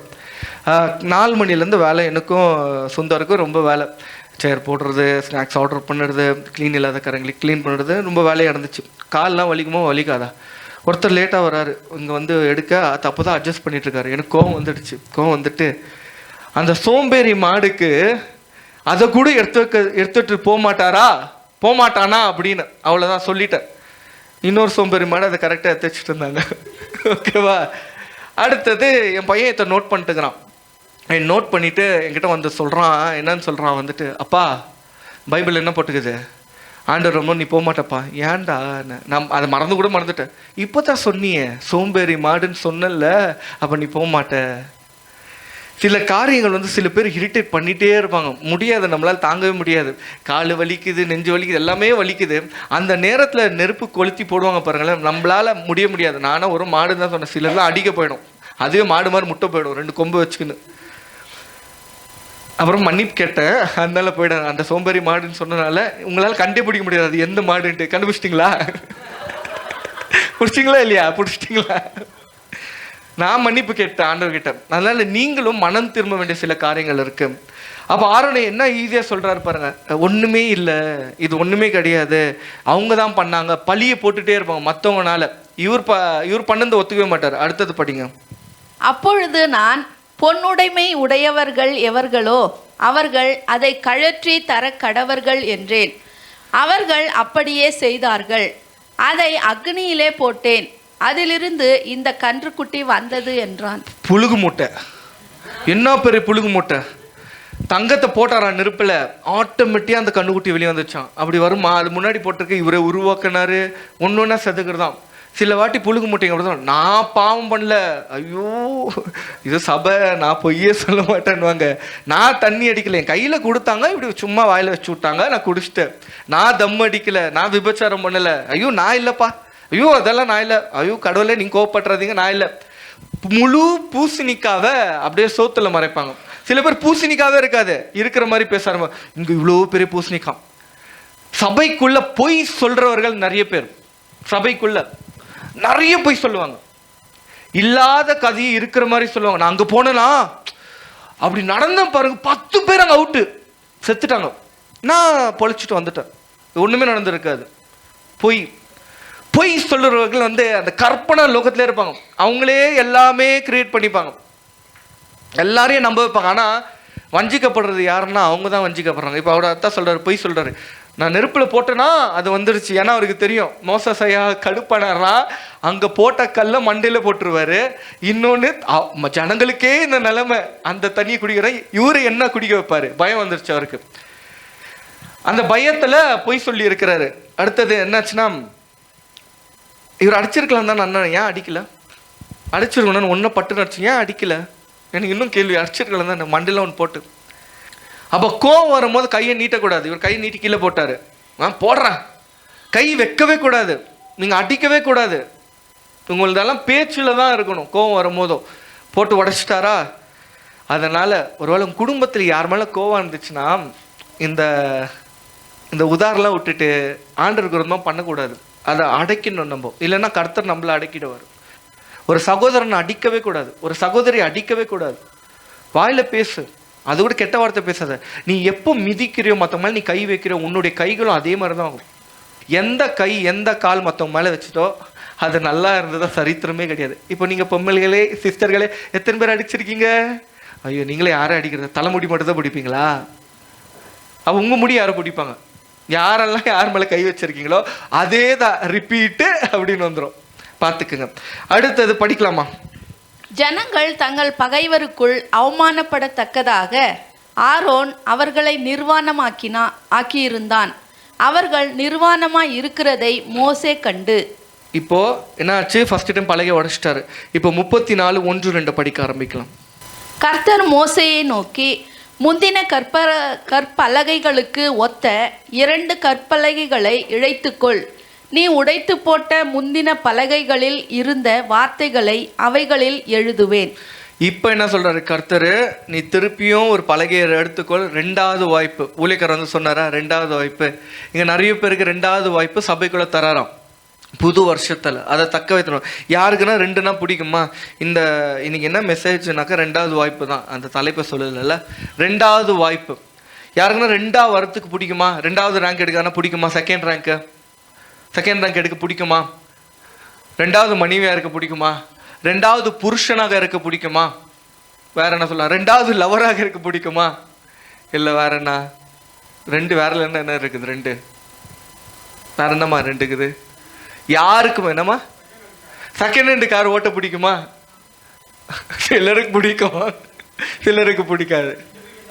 2 வீடும் தான் பிடிக்கும். அதுக்கு தான் உனக்கு ஒரு வீடும் இல்லை. இன்னைக்கு அவர் பண்ண வேலை சொல்லட்டோமா வேணான்னு தெரில. ஆண்டு வந்துட்டு இருக்கோம், ஜெபம் பண்ணுறாரு. ஒரு கோடிக்கணக்கான ஒரு ஃப்ளாட் இருந்துச்சுங்க வீட்டுக்கிட்ட. அதை கையை வச்சுட்டு நானும் கூட தாக்குறேன். ஆண்டவரே, இங்கே எனக்கு ஏசு கிறிஸ்து நாமத்தில் 2 ஃப்ளாட்டை நான் பெற்றுக்கொள்கிறேன். அது ரேட்டே வந்து 1.5 கோடி ஒரு ஃப்ளாட்டு. 1க்கு ஆசை இல்லையா, 2 ஆசையா. நான் கிளைம் பண்ணுறேன்னா ஐ கிளைம் இட். என்னடா இதுனா விசுவாசமா? அதுக்கு தான் ஒன்றுமே வரல. சரியா, கிளைம் பண்ணுறாராமா. எங்கே விட்டேன்? 2வது இருக்க யாருக்குமே பிடிக்காது. ஆனால் கர்த்தர் இடத்துல 2வது வாய்ப்பை கேட்க தவிச்சிட்டு இருப்போம். 2வது வாய்ப்பு கொடுத்துருங்க ஆண்டவரே, விட்டுதெல்லாம் மறுபடியும் 2வது வாட்டி கொடுத்துருங்க ஆண்டவரே, 2வது வாட்டி. அதே போல் 2வது வாட்டி கர்த்தர் இவர் கொடுக்குறாரு. இப்போ நீ பலைகள் எடு. அப்போ 2வது வாய்ப்பு ரொம்ப கஷ்டமான வாய்ப்பு. கடவுள் முன்ன பண்ணாரு, இப்போ என்னன்றாரு, நீ பலகை எடுத்துட்டு வா. இவர் பார்க்கணும், அதை கட் பண்ணணும், எடுத்துட்டு வரணும், கரெக்டாக சைஸ் இருக்கணும். அப்போ 2வது வாய்ப்பில் நீங்கள் உழைக்க வேண்டியது நிறைய. அப்போ எதெல்லாம் விட்டு பிரிஞ்சிருக்கிறீங்க? உங்கள் வீட்டில், உங்கள் குடும்பத்தில், உங்களுடைய காரியங்கள் எதை இழந்து போயிருக்கிறீங்களோ 2வது வாய்ப்பு மறுபடியும் வரணும்னா நீங்கள் பயங்கரமாக உழைக்கணும். ஆண்டவர் கொடுத்துருவாரு. அவங்க எழுதுறன்னு தான் சொல்கிறாரு, ஆனால் அதுக்கப்புறமா ஆண்டவர் எழுதுறதில்ல. அங்கே போட்டிருக்கோம் வசனங்கள், படிக்க ஆரம்பிக்கலாம். அந்த பலகைகளை நீங்கள் கட் பண்ணணும், நீங்கள் ஹார்ட் ஒர்க் பண்ணணும். எதை இழந்திருக்கிறீங்களோ நீங்கள் பெற்றுக்கொள்ள நீங்கள் தான் ஒரு போனோம். இப்போ மோசஸையா இல்லை நான் தான் ஒடிச்சேன், நீங்கள் தான் எழுதுன்னு திருப்பி சொல்லிட்டீங்களே, பலகை நீங்களே கொடுத்துருங்க. ஃபர்ஸ்ட் டைம்னா நடக்காது. நம்ம பண்ண காரியங்களுக்கு, தவறுக்கு அதோடைய தண்டனை வந்து நம்ம கஷ்டப்பட்டு தான் இன்னும் அதிகமாக உழைக்க வேண்டியது. இழந்து போனது மறுபடியும் வரணும்னா நிறைய கஷ்டப்படணும். இப்போ இந்த புது வருஷத்தில் எதை இழந்து போயிருக்கிறீங்களோ நீங்கள் மறுபடியும் அதை தேடி நீங்கள் போய் தான் ஆகணும். நீங்கள் தேடணும், அது தேடி வராது. எதை இழந்திருக்கீங்களோ அப்படின்னு லவ் பக்கம் போயிடாதீங்க. ஐயோ நான் லவ் இழந்துட்டேன், அதெல்லாம் அல்பமான உறவுகள். உண்மையான ரத்த சம்பந்தங்கள் எதெல்லாம் இழந்திருக்க நீங்கள் தேடி போகணும். எதை இழந்திருக்கீங்களோ வேலை வாய்ப்புகள், அதை நீங்கள் தேடி கண்டிப்பாக போகணும். அடுத்தது படிங்கம்மா. 34, 27, 28 படிக்கலாம். 27க்கு போயிடலாம். 34வது அதிகாரம் 27, 28. கர்த்தர் மோசேயை நோக்கி, பின்பு கர்த்தர் மோசேயை நோக்கி, இந்த வார்த்தைகளை நீ எழுது, இந்த வார்த்தைகளை நீ எழுது, இந்த வார்த்தைகளின் படியே உன்னோடும் ஓகே இஸ்ரவேலோடும் உடன்படிக்கை பண்ணினேன். இப்ப என்ன சொல்லிட்டாரு? நீயே எழுதுன்ட்டாரு. அப்ப என்ன சொன்னாரு? எடுத்துட்டு வா எழுதுறனாரு. ஆனா இப்ப மாறிடுச்சு, எழுத வைக்கிறாரு. அப்ப நீங்க சில காரியங்களை அழிச்சு போட்ட காரியங்கள் நீங்களே தான் முயற்சி எடுத்து எழுதணும். அடுத்தது படிக்குமா. அங்கே அவன் அப்பம் புசியாமலும் தண்ணீர் குடியாமலும் இரவும் பகலும் 40 நாள் கர்த்தரோடே இருந்தான். காய வேண்டியது ரொம்ப. 2வது வாட்டி பண்ணிட்டோம்னா, 2வது வாட்டி 2 வாய்ப்புனா ஈஸியா தெரியும். ஆனா அந்த 2வது வாய்ப்பை பெற்றுக்கொள்ள கஷ்டப்படணும். ஏதாவது தப்பு பண்ணிட்டீங்கன்னா, ஃபைனான்ஷியல் மேட்டர்ல, பண விஷயத்துல நீங்க உண்மையா இல்லை, ஏதோ ஒரு ஆயிடுச்சுன்னா அதை மீட்கிறது ரொம்ப கஷ்டம். திடீர்னு உங்களுக்கு 5 லட்சம் கடன் ஆயிடுது. திடீர்னு அது எப்படி தான் திடீர்னு ஆகுதுன்னே தெரில. எனக்கு ஆகுது கிடையாது, அது எப்படி உங்களுக்கு தான் ஆகுதுன்னு தெரியல. வித்தியாசமான கேஸுங்க. திடீர்னு உடனே திடீர்னாச்சு. நான் தங்கத்தை தான் போட்டேன், கண்டுக்குட்டி வெளியே வந்துச்சு. நீங்கள் தான் போட்டுக்கிறீங்க தானே, நீங்கள் தான் பிளான் போட்டு காலெல்லாம் கழட்டி அதை ஷேப்பாக பண்ணி நெருப்பில் போட்டிருக்கீங்க. அப்புறமா பழிபடி எனக்கு தெரில, எனக்கு ஒன்றும் தெரில. அது ஒரு குழந்தை மாதிரி மூஞ்சி வச்சுப்பாங்க பாருங்கள், இந்த பொம்மை மாதிரி. இங்கே இருக்கும் கொஞ்சம் கும்பலாக, இங்கே கொஞ்சம் இருக்கும் தடியாக. பேசும்போது குழந்தை மாதிரி தான் பேசுவோம். பண்ணுற காரியெல்லாம் வேறு டெரர் வேலையாக இருக்கும். அடுத்ததுமா படிச்சிட்டிங்களா? 27, 28. 2வது வாய்ப்பு ரொம்ப கஷ்டம். நீங்கள் தான் உழைக்கணும். கர்த்தர் எழுத தெளிவாக இருக்கிறார். இன்னொன்று ஒரு வசனத்தை இவர் திருப்பி இன்னொரு தப்பு பண்ணியிருப்பார். எக்ஸோடஸ் 17 1-3 1-6 படிக்கலாம். சத்தமாக ஃபாஸ்டாக படிக்கலாம். பின்பு இஸ்ரவேல் புத்திரராகிய சபையார் எல்லாரும் கர்த்தருடைய கட்டளையின்படியே சீன் வனாந்தரத்திலிருந்து புறப்பட்டு பிரயாணம் பண்ணி ரெவிதிமிலே வந்து பாளையம் இறங்கினார்கள். ஓகே, இஸ்ரேல் மக்கள் இங்கே ஒரு ஊருக்கு போறாங்க, ஒரு இடத்துல இருக்கிறாங்க. அடுத்தது அங்கே ஜனங்களுக்கு குடிக்க தண்ணீர் இல்லையா, தண்ணி கேட்டுட்டே இருக்காங்க, நீ தண்ணி கொடுங்கன்னு. அடுத்தது அப்பொழுது ஜனங்கள் மோசேயோட வாதாடி, நாங்கள் குடிக்கிறதற்கு எங்களுக்கு தண்ணீர் தர வேண்டும் என்றார்கள். ஓகே, எங்களுக்கு தண்ணி வேணும்னு கேக்குறாங்க, டிமாண்ட் பண்றாங்க. அதற்கு மோசே, என்னோட ஏன் வாதாடுகிறீர்கள்? கர்த்தரை ஏன் பரீட்சை பார்க்கிறீர்கள் என்றான். ஒரு எவ்வளோ பேர் அவர் போராடிட்டு இருக்காருன்னா 6 லட்சம் பேர். அங்கே இது எங்கே இருக்கும்னா எக்ஸோடஸ் 12:37 இருக்கும். கிட்டத்தட்ட 6 லட்சம் பேர். குழந்தைங்களெல்லாம் கணக்கு போடல, ஸ்ரீகள் கூட கணக்கு போடல போல. 6 லட்சம் பேர். இப்போ யார் நீங்கள் மோசஸ் ஐயா தப்புன்னு நீங்கள் யோசிச்சு பாருங்க. என்னால் உண்மையாகவே 50-60 காரியங்களுக்கு மண்டை குழம்பிடுது. ஒன்று ஒரு மாதிரி ரகம். ஆனால் 6 லட்சம் பேரை எப்படி ஹேண்டில் பண்ணியிருப்பார் அவர்? டென்ஷன் ஆகாமல் அவர் பாட்டு மகிமையிலேருந்து வராரு. இங்கே பார்த்தா வேற மாதிரி இருக்குது. இப்போ தானே நான் சண்டே மெசேஜ் கேட்டேன், அதுக்கு அகேன்ஸ்டாக பண்ணுறேன். இப்போ தானே நீ ஃபாஸ்டிங் ப்ரேயரில் நல்லா ஸ்தோத்திரம் போட்டு கை தட்டிட்டு போனேன். இங்கே பார்த்தா கண்டுக்குட்டி வந்துட்டுக்குது, ஏதோ போட்டு உடச்சிருக்கியே. எவ்வளோ கோவம் வரும் அவருக்கு. 6 லட்சம் மனிதர்கள் அவரை தண்ணி வேணும். உங்ககிட்ட ஒரு 10 பேர் அட் அ டைம் பேசினா எப்படி இருக்கும்? என்ன பண்ணணுன்னே தெரியாது. உதாரணத்துக்கு நான் இந்த வாரம் வந்து ஆஃபீஸ் போயிட்டு வந்தேன். நான் என்ன பண்ணேன், ஃபாஸ்ட்டாக பேஸ்மெண்ட் பண்ணு 2 லிஃப்ட்டை அமுக்கிட்டேன். இங்கே ஒரு லிஃப்ட்டு, அங்கே ஒரு லிஃப்ட்டை அமுக்கிட்டேன். 2மே அட் அ டைம் வந்துடுச்சு. நான் இப்படி போகிறேன், இப்படி தான் பண்ணிகிட்டே இருந்தேன். அப்போ 10 பேர் பேசிகிட்டு இருந்தால் அவர் தடுமாறிட்டு இருப்பார். எங்கடா போடுறது? அப்புறமா ஒன்றுல நுழைஞ்சிட்டேன். சில பேர் பல ஆப்ஷன், இந்த பொண்ணா அந்த பையனை, இந்த பொண்ணா அந்த பொண்ணா, எதுக்குமே திரும்ப முடியும். அதுக்கு தான் கல்யாணம் ஆகலை. அப்படியே இருக்குது. ஆண்டவரே நீங்கள் கொடுங்க அடுத்த வருஷம். இப்படியே இருந்தீங்கன்னா 2 ஆப்ஷன் 3 ஆப்ஷன்னு அடுத்த வருஷம் திரும்ப விஸ்வநாத் பாஸ்டர் தான் சொல்லுவார், மிக சீக்கிரத்தில் நடக்க போகிறது திருமணம்ட்டு. நீங்கள் டை அடிச்சுன்னு தான் கல்யாணம் பண்ணிப்பீங்க. சுயத்துக்கு சாகணும், கொஞ்சனா சாகணும். ஐயோ 2 ஆப்ஷனா? எங்கே விட்டோமா? 6 லட்சம் பேர் மண்டியை தின்னு இருக்காங்க. அதனால தான் அவருக்கு பிரச்சனையும். அடுத்தது படிங்க. தண்ணி கேட்டிருக்காங்களா? அடுத்தது என்ன பண்ணாரா? ஜனங்கள் அவ்விடத்திலே தண்ணீர் தவனமாய் இருந்தபடியால் அவர்கள் மோசேக்கு விரோதமாய் முறுமுறுத்து, நீர் எங்களையும் எங்கள் பிள்ளைகளையும் எங்கள் ஆடு மாடுகளையும் தண்ணீர் தவனத்தினால் கொன்று போட எங்களை எகிப்திலிருந்து ஏன் கொண்டு வந்தீர் என்றார்கள். கொஞ்சம் கர்த்தருடைய நன்மைகள் நம்ம வாழ்க்கையில தாமதமாச்சுன்னா முறுமுறுக்க ஆரம்பிச்சிடுவோம். இருக்கீங்களா? கேக்குதா? காது கேக்குதா? வாடகை கட்ட முடியலையே. நீ வேலைக்கு போனா கூட அது கேட்டிருக்காது. ஆனா ஆண்டரை பார்த்து கேட்போம், இருக்கியா? எனக்கு ஒண்ணுமே மாறலையே. நான் ஞானஸ்தானம் எடுத்து ரொம்ப நாள் ஆச்சு, சபைக்கு வந்து ரொம்ப நாள் ஆச்சு, ஒரு ஆசீர்வாதமும் இல்லையே. என்னை இப்படி சாவடிக்க வந்தியா? வேற எதுனா நான் பண்ணியிருந்தேன் நல்லா இருந்திருப்பேனே, அவங்கெல்லாம் நல்லா இருக்காங்களே. கேட்டிருக்கீங்களா? அப்படி கேட்கும் போது முறுமுறுப்பு எப்போ வருதோ கர்த்தருக்கு விரோதமா நீங்க நிக்கிறீங்க. முறுமுறுத்துட்டே இருக்காதீங்க, நன்றி சொல்லுங்க. கர்த்தர் அவ்வளோ மோசமானவர் கிடையாது. சில வாட்டியில் நிறைய வாட்டி கர்த்தருடைய நன்மைகள் நம்ம வாழ்க்கையில் வராத காரணம் நம்ப அவரு கிடையாது. இன்னைக்கு தண்ணி இல்லாத எந்த கஷ்டத்தில் இருந்தாலும் கர்த்தர் குறை இல்லாதவர் இருக்குங்க, நமக்குள்ள இங்கே குறை இருக்கு. அதை தான் நீங்கள் ஆராய்ச்சி பார்க்கணும். தண்ணி கேட்குறாங்களா? அடுத்தது மோசே கர்த்தரை நோக்கி கூப்பிட்டு, ஓகே, இந்த ஜனங்களுக்கு நான் என்ன செய்வேன்? இவர்கள் என் மேல் கல்லெறிய பார்க்கிறார்களே என்றான். கல்லறியல் கோமா இருந்திருக்காங்க. அடுத்தது அப்பொழுது கர்த்தர் மோசேயை நோக்கி, நீ இஸ்ரவேல் மூப்பரில் சிலரை உன்னோடே கூட்டிக் கொண்டு நீ நதியை அடித்த உன் கோலை உன் கையிலே பிடித்து கொண்டு ஜனங்களுக்கு முன்னே நடந்து போ. ஓகே, அடுத்தது அங்கே ஓரேபிலே நான் உனக்கு முன்பாக கன்மலையின் மேல் நிற்பேன். நீ அந்த கன்மலையை அடி, அப்பொழுது ஜனங்கள் குடிக்க அதிலிருந்து தண்ணீர் புறப்படும் என்றார். ஒரு கல்லை பார்த்து அடின்றார். கண்மலை என்ன கல்லா? கல்லுன்னு சொல்லலாமா? கண்மலையை அடின்றாரு.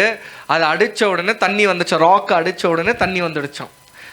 இப்போ அடிக்கிறாரு, தண்ணி வந்துடுச்சு. ஓகேவா? தண்ணி அவங்க தாகத்தை தீர்த்து கொண்டாங்க, குடிச்சிட்டாங்க. அடுத்தது திருப்பி என்ன பண்ணுறாரு? நம்பர்ஸ் என்னாகமம் 20 அதிகாரம் 7-11 3-11 படிக்கலாம். என்னாகமம் 20 அதிகாரம் 3-11. ஜனங்கள் மோசேயோட வாக்குவாதம் பண்ணி, எங்கள் சகோதரர் கர்த்தருடைய சந்நிதியில் மாண்டபோது நாங்களும் மாண்டு போயிருந்தால். இது எப்போ புலம்புறாங்கன்னா திருப்பியும் புலம்புறாங்க. முதல்ல 40 வருஷத்துக்கு முன்னாடி புலம்பிருக்காங்க, ஈஜிப்ட்ல இருந்து வெளியே வந்த உடனே.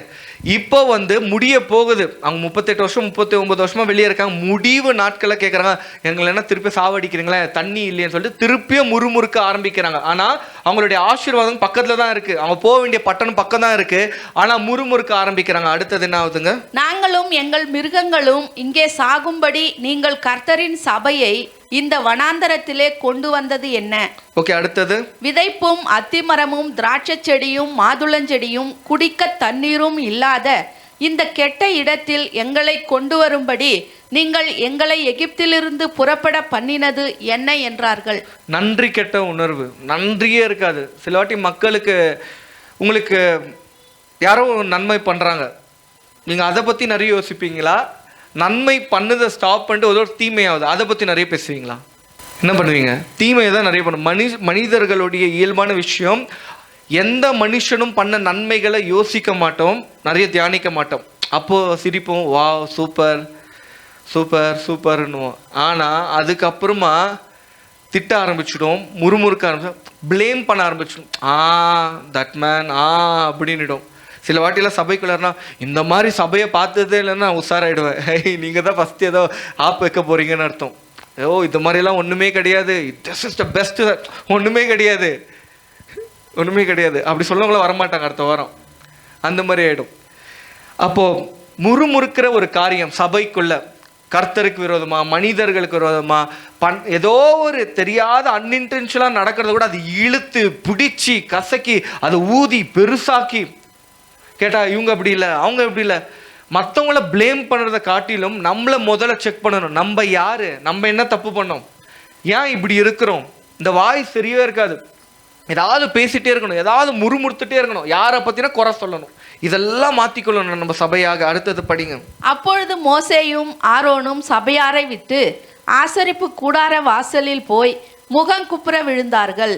அடுத்தது கர்த்தருடைய மகிமை அவர்களுக்கு காணப்பட்டது. ஓகே, படிங்கம்மா. அடுத்தது கர்த்தர் மோசேயை நோக்கி, நீ கோலை எடுத்துக்கொண்டு நீயும் உன் சகோதரனாகிய ஆரோனும் சபையாரை கூடி வர செய்து அவர்கள் கண்களுக்கு முன்னே கண்மலையை பார்த்து பேசுங்கள், அப்பொழுது அது தன்னிடத்தில் உள்ள தண்ணீரை கொடுக்கும். இப்போ என்ன சொல்றாருன்னா, திருப்பி கல்லுக்கிட்ட போய் பேசு. 40 வருஷம் கிட்டத்தட்ட 38 வருஷம் ஆயிட்டு இருக்கு இந்த கேப்ல. ஃபர்ஸ்ட் டைம் கல் அடி, 2வது வாட்டி கல்லுக்கிட்ட பேசுன்றாரு. இவர் என்ன பண்றாரு? அடுத்தது படிங்கம்மா.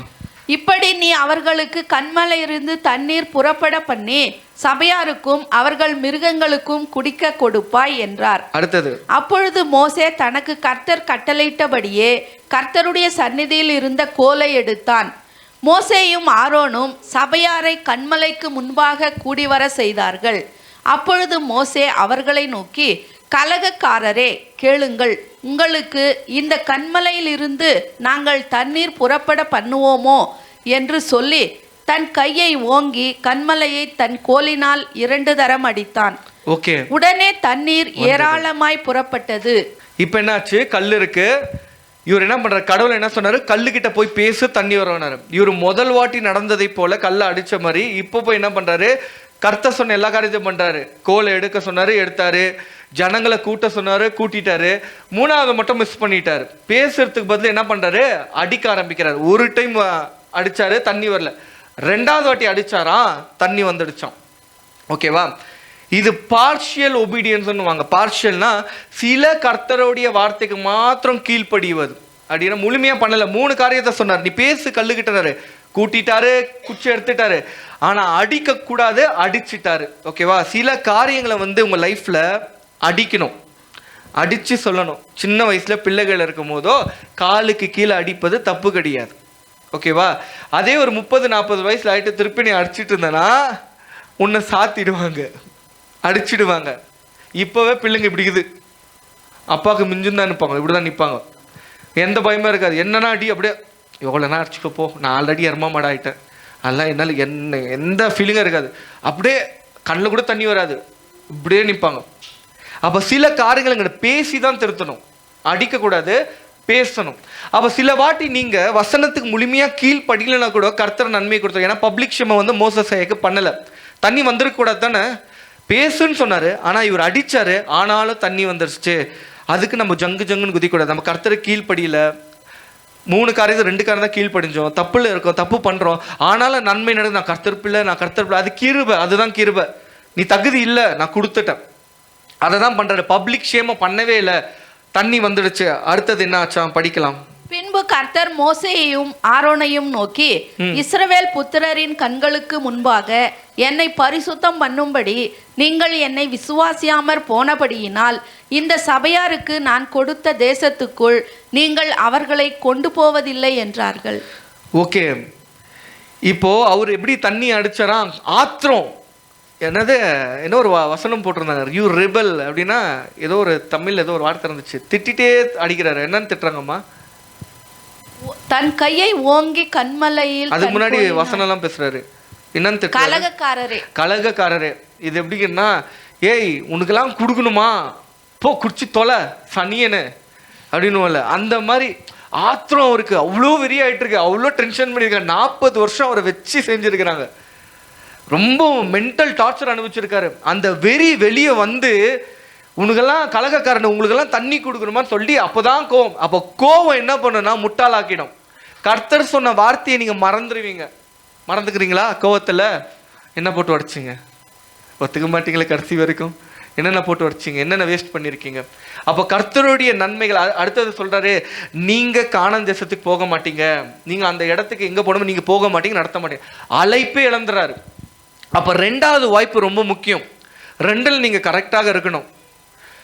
விட்டீங்கன்னா அந்த 2வது வாய்ப்பை உன் அழைப்பை இழந்துரும், உன்னுடைய உயிர் இழந்துரும், உன்னுடைய காரியங்கள், நன்மையான காரியங்கள் இழந்துரும். இவங்க 2 பேரும் புதிய தேசத்துக்கு போகவே இல்லை. என்ன படிக்குமா, அது கடைசி லைன் மட்டும். நான் கொடுத்த தேசத்துக்குள் நீங்கள் அவர்களை கொண்டு போவதில்லை என்றார். நீங்கள் அவர்களை கொண்டு போவதில்லை. எவ்வளோ கஷ்டமாக இருக்குது. 40 வருஷம் சபையை நடத்திட்டு காசெல்லாம் சேர்த்து வச்சுட்டு பில்டிங் பண்ணலாம், கலெக்ட் பண்ணி பில்டிங்கை கட்ட போகிறோம்.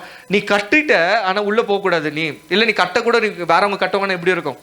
என்னன்னா இவ்வளோ நாள் 40 நாள் ஃபாஸ்டிங் பண்ணலாம் நடத்தணும், காசெல்லாம் கலெக்ட் பண்ண, கட்ட உரிமை இல்லையா? அப்போ அழைப்பை இழந்துரும். 2வது வாய்ப்புனா என்னன்னா, உங்களுக்கு கொடுத்த அழைப்பை நீங்கள் இழக்க முடியும். கொஞ்சம் சீரியஸாக எடுத்துக்கணும். 2வது வாய்ப்பா 2 கொடுத்துட்டாரா, அப்போனா அது வார்னிங் மாதிரி. இதை நீ பண்ணலன்னா இந்த வருஷத்துல இது நடந்துரும், உயிர் போயிடலாம், உயிர் போயிடலாம். ஊழியக்காரர் சொல்லிட்டு இருக்காரு, இதை இப்படி பண்ணலன்னா இப்படி ஆயிடும். அப்போ உங்களுடைய உயிருக்கு நீங்க முக்கியத்துவம் கொடுக்கணும், ஜீவன் இருக்கு, அழைப்புக்கு முக்கியத்துவம் கொடுக்கணும். எது வேணாலும் இழக்க முடியும். 2வது வாய்ப்பு கொஞ்சம் பயங்கரமான வாய்ப்பு தான், ஆபத்தான வாய்ப்பு. சரி, அடுத்த ஒரு சில வசனங்கள் படிக்க ஆரம்பிக்கலாம். எபேசியர் 4:26-27. எபேசியர் 4:26-27. நீங்கள் கோபம் கொண்டாலும் பாவம் செய்யாதிருங்கள். நீங்கள் கோபம் கொண்டாலும் பாவம் செய்யாமல். அப்போ கோபம் படுறது ஓகே, நியாயமான கோபம். இப்போ நான் சொன்னேன்ல, நியாயமான கோபம், உண்மையாக நியாயமான கோபம் தான். அலட்சியமாக, அப்போ சோம்பேறி மாடுன்னு சொல்லுறது தப்பு இல்லை, ஆனால் மன்னிப்பு கேட்டேன். அதே நான் அடிச்சிருந்தேன்னா தப்பு. மாடை அடிக்கலாம் தானே, உண்மையாக மாடை எப்படி அடிப்போம், போ அப்படின்னு அடிப்போம், அடிச்சிருக்கலாம். ஆனால் அடித்தா தப்பு. கோபம் படுங்கள், ஆனால் பாவம் பண்ணக்கூடாது. அடுத்தது ஆயிடுச்சம்மா. சூரியன் அஸ்தமிக்கிறதற்கு முன்னாக உங்கள் எரிச்சல் தனிய கடவுது. அப்போ கோவப்பட்டா எரிச்சல் ஆயிடுமா? நெஞ்சரிச்சல்லாம் வருதா? ஒரு மாதிரி குளிச்ச மாதிரி ஃபீலிங் இருக்காது, அப்படியே ஒரு மாதிரி எரிச்சலாக இருக்கும். யாரை பார்த்தாலும் கப கப கபன்னு எரிஞ்சிட்டே இருக்கும். அப்போ கோவப்பட்டா எரிச்சல் வரக்கூடாது. அப்போ எரிச்சல் வர மாதிரி ஒரு கோவம் வருதுனாக்கா அது தப்பு. அது சூரியன் அதுவும் சூரியன் வந்து போய் அடுத்த நாள் வரும்போது அந்த எரிச்சல் அப்படியே இருக்குதுன்னா நம்ம தான் நரகத்துக்கு போக போகிறோம். கோவத்தை அப்படியே வச்சுட்டே இருக்கும், கசப்ப வச்சுட்டு இருக்கோம், நரகத்துக்கு போயிடுவோம். அப்போ அப்படி பண்ணக்கூடாதான். பிசாசுக்கு இடம் கொள்ளாமலும் இருங்கள். பிசாசுக்கு இடம் கொடாமல், இப்போ மோசஸை எப்படி உடைச்சு பிசாசு கையில் இடம் கொடுத்தாரோ அதே போல கர்த்தருடைய காரியங்களை பிசாசு கையில ஒப்படைக்க முடியும் கோவப்பட்டால். அடுத்தது ஜேம்ஸ் 1:19-20 முடிச்சிட்டேன், 2 நிமிஷம் தான் வசனத்தை படிச்சுட்டு. ஜேம்ஸ் 1:19-20. ஆகையால் என் பிரியமான சகோதரரே, யாவரும் கேட்குதற்கு தீவிரமாயும் பேசுகிறதற்கு பொறுமையாயும். ஆகையால் பிரியமான சகோதரர்களே, பிரியமான தங்கச்சி, அக்கா, ஆண்டி, ஆயா, அண்ணா, தம்பி, தங்கச்சி, அப்பா, இன்னும் என்ன சொல்லணும், தாத்தா, பாட்டி, எல்லாருமே என்ன சொல்றாங்கன்னா, நீங்க கேட்கறதுக்கு தீவிரமா கேட்கறதுக்கு. அப்போ வசனத்தை நீ கேட்க தீவிரமா இருக்கணுமா? பேசுகிறதற்கு பொறுமையாயும். பேசுறதுக்கு பொறுமையா இருக்கணுமா? சில பேர் பேசுனாங்கன்னு வச்சுக்கோங்களேன், பேச விட மாட்டாங்க. அப்படியே பேசுறவங்க வந்து அப்படியே ஆஃப் ஆயிட்டு போயிடுவாங்க, சொல்லிட்டே இருப்பாங்க. நான் ரொம்ப ஃபேஸ் பண்ணிக்கிறேன் அதெல்லாம். சரியா? பேசிட்டே இருப்பாங்க. அப்போ பேசுறத கம்மி பண்ணணுமா?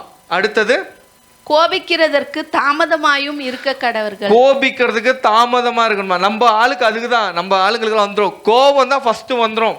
ஏய் ஒச்சுரம்பாரு இந்த மிரட்டுவாங்க தெரியுமா? அப்படியே தண்ணி வச்ச மாதிரியே அப்படியே எனக்கு ஏதோ ஆயிட்ட மாதிரியோ அப்படியே அவங்க பண்ணுவாங்க பாருங்க. வீட்டில் எல்லாரும் புட்டி பொம்மை நடத்தி நடிக்கிறாங்க, பட்டுன்னு விட்டுரு அடங்கிடுவாங்க. அது சும்மா கடிக்கிற நாய் குலைக்காது, சும்மா கச்சிரம் பாரு, ஏய் குத்திரம் பாரு, ஏய் மாட்டிரம் பாரு. அது என்னன்னா யாரும் கேட்கறதுக்கு ஆள் இல்லை, அதனால மிரட்டி வச்சிருக்கு. இப்போ தமா பட்டன்னு விட்டோன்னா சைலண்டாக அடங்கிடும். சின்ன பசங்களை சொல்ல, பெரியவங்கள இல்லை. சரியா? இல்லை போலீஸ் ஸ்டேஷன் கம்ப்ளைண்ட் பண்ணிட்டோன்னா அவங்க லட்டியில் 2 போட்டாங்கன்னா அப்படியே அடிக்கணும். ஒன்றும் இல்லை சாமி அப்படின்வாங்க. சும்மா வாய் பேச்சு தான். அப்பா என்ன சொன்னாங்க? காது பேசுறது கம்மியா இருக்கணுமா? கோவம் வந்து கோபிக்கிறதுக்கு தாமதமாயும் தாமதம் இருக்கணுமா? அப்ப கோபம் பண்ணா உங்களுடைய காரியங்கள் நீங்க தான் இழந்துட்டு இருக்கீங்க. அடுத்தது மனுஷருடைய கோபம் தேவனுடைய நீதியை நடப்பிக்க மாட்டாதே. மனுஷனுடைய கோபம், மோசே கோவப்பட்டாரு, அவருடைய நீதியை வந்து உடைச்சிடுச்சு. அது எதுவுமே சரி கட்ட முடியாது. அவங்க தப்பு பண்றாங்க, ஐயோ எனக்கு இப்படி சொல்லிட்டாங்க அப்படி சொல்லிட்டாங்க. அந்த மாதிரி சில விஷயங்களை அந்த நேரத்துக்கு வந்து முட்டாள்தனமா பண்ணுவோம். அப்படியே நம்ம நீதியை சரி கட்டணும். இவங்க இப்படி பண்ணிட்டாங்க, அவங்க அப்படி பண்ணிட்டாங்க. அப்படி நான் நீதியை காட்டணும்னு எத்தனை பேர் அடிச்சிருக்கணும் தெரியுமா? ஒரு டைமு கேர் போகிறோம். இப்போ தான் 1 மாதம் முன்னாடி போயிட்டே இருக்கேன், பைக்கில் தான் போயிட்டு இருந்தேன். ஒரு ஆட்டோ டிரைவர், அது இந்த பாஷா படம்னு ஒன்று வந்துச்சு, நீங்கள் பார்த்துருக்க மாட்டீங்க. பாஷான்னு ஒரு படம். அதில் வந்து ஆட்டோ டிரைவர்ஸில் என்ன பண்ணுவாங்கனாக்கா, இப்படி ஒரு கோட் ஷூட் போட்டுட்டு இப்படி டட்டாயின்னு சொல்லிட்டு பட்டனே போட மாட்டாங்க. பட்டன் இருக்கும் ஆனால் போட மாட்டாங்க. இவர் நடந்து போயிடுங்கிற ஆட்டோ டிரைவரை நான் பார்க்கல. நான் ரோட்டில் தான் போயிட்டுருக்கேன், அவர் ஃபுட்பாத்தில் நடக்க ரோட்டில் வர்றாரு. அவருடைய பாக்கெட் இருக்குல்ல, என்னோட கிளச்சில் மாட்டிக்கிச்சு. நான் மெதுவாக தான் போகிறேன், என் வண்டி இப்படி இழுக்கிற மாதிரி ஆயிடுச்சு, விழுற மாதிரி ஸ்டாப் பண்ணிட்டேன். பண்ணது யார் தப்பு? அவர் தப்பு. அவருனா கனடாவில் சொல்கிறாரு, வந்துபடி ஃபுட்பாத்துக்கு ಬಿಡಲ್ಲ ನೀವು மக்கள் யாரோ நடிகாக்க ಬಿಡಲ್ಲ ನೀವು, யாரையும் நடக்க விட மாட்டீங்களா? ஃபுட்பாத்தில் நடக்க விட மாட்டீங்களா நீங்கள்? வந்துடுங்க, ஏற்றிடுங்க அப்படியே. எனக்கு ஃபுட்பாத்தை பார்க்குற அது கேஆர்புரம் ரயில்வே ஸ்டேஷன் அந்த கிரில் போட்டு மூடி வச்சிருக்கான். அது உள்ளே போயிருந்தால் அவருக்கு ஒன்றுமே இருக்காது. ரோட்டில் அப்படியே ஸ்டைலாக நடக்கிறது பட்டன் போடாமல். சில பேர் அப்படி தான் கேஸுங்க ஒரு மாதிரி பண்ணோம். அப்படியே வந்து நான் என்ன பண்ணேன், மூவிங்லே ஒன்றும் சொல்லலை, எனக்கு தெரியும் பிரச்சனை வரும்ன்ட்டு. ஃபுட்பாத் தள்ளியது பொறுமையாக தான், ஃபுட்பாத் தள்ளியத சாருன்னு மிரரில் பார்க்குறேன். அவர் அப்படியே டேர்ன் ஆகிறார், பாஷா பாய் டேர்ன் ஆகிட்டு வராரு. என் கெப்பாசிட்டிக்கு நான் இறங்கி அடிச்சிருக்க முடியும், அடிக்கலாம், ரத்தம் வரும், அவருக்கு ரத்தம் வந்து கஷ்டம் தானே. அப்போ கேஆர்புரமே டிராஃபிக் ஜாம் ஆகிட்டு இருக்கோம். பார்த்தேன் வந்துட்டு இருந்தார், எதுக்கு சும்மான்னு சொல்லிட்டு மூவ் ஆன் ஆகிட்டேன். நான் ஒன்றுமே கோவப்படல, நான் நியாயமாக தான் சொன்னேன். ஃபுட்பாத் அள்ளிதான் சார் ஃபுட்பாத்தோ, அது கூட ரஃபாக கூட சொல்லலை. நான் பாட்டுக்கு அந்நிய பாஷை பேசும்போது எங்கே ரஃபாக வரப்போகுது இருக்கிறத சொன்னேன், உஷாராயிட்டோம். அப்போ பிரச்சனைகள் வாயில தான் வரும். ரோட்டில் போகிறவங்கலாம் வந்து அபிஷேகம் பெற்றவர்கள் கிடையாது, ரோட்டில் போகிறவங்கலாம் வந்து சபைக்கு போகிறவங்க கிடையாது. நீ எல்லாரும் நீதியை சரி கட்டுறன்னு சொல்லிட்டு ஏன் பண்ண இப்படி பண்ணன்ட்டு எல்லாரையும் அடிச்சுட்டே கூடாது. மண்டியில் டங் டங் டங் தண்ணி வருதான்ட்டு நீங்கள் அதெல்லாம் பண்ணக்கூடாது. நீங்கள் யாரோ நீங்கள் அதை கடைப்பிடிக்கணும். நீ தானே மோசஸையா, நீங்கள் தானே மலை மேலே போய் பேசிட்டு வரீங்க, அதுக்கு தகுந்த மாதிரி நடக்கணும். நீங்கள் அப்படியே அவிசுவாசிகமாக நடக்கக்கூடாது. புரியுதா? அடுத்த ஒரு வசனம் நீதிமொழிகள் 15:1 படிக்கலாம். Proverbs 15:1.